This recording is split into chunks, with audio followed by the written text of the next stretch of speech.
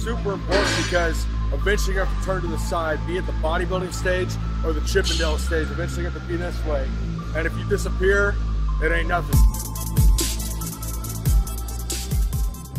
Okay, your body has a mind all of its own. That's actually a title of a great book. And if you're not establishing a mind-muscle connection for some of these movements, because generally when we're pressing, you're trying to move the weight from point A to point B with perfect technique and do it forcefully. But for a lot of the smaller movements, you're not trying to do it. So like, let's say for instance, we're doing flies, if you're not feeling it in your chest, you're feeling it more in your shoulders or whatever the case may be.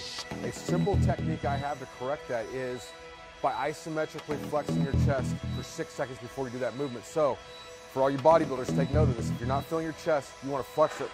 Boom, come here, TJ.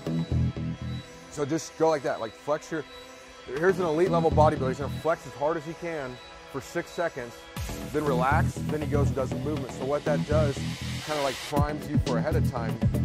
So we've already established you have to feel a mind-muscle connection. It's particularly important on the isolation exercises, but you have to increase all training variables. We've already talked about sort of myeloprotein, and that, well, all that means is you have to continually push your training. You have to do something harder than you do again.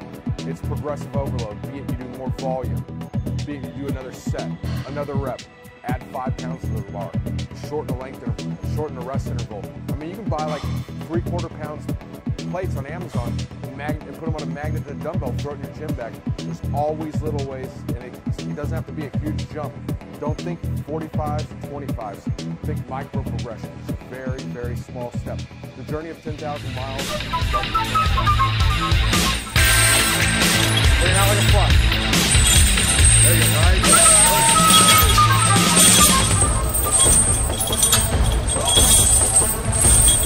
So, ultimately, to tie back into the chest training here is this will be for any kind of training, is you have to have a goal. A great place to start for that goal is a SMART acronym.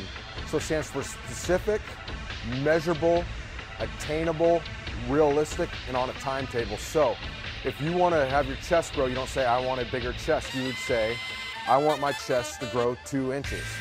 Okay? It has to be measurable, so it could be increasing a certain amount you lift. It could be increasing a measure.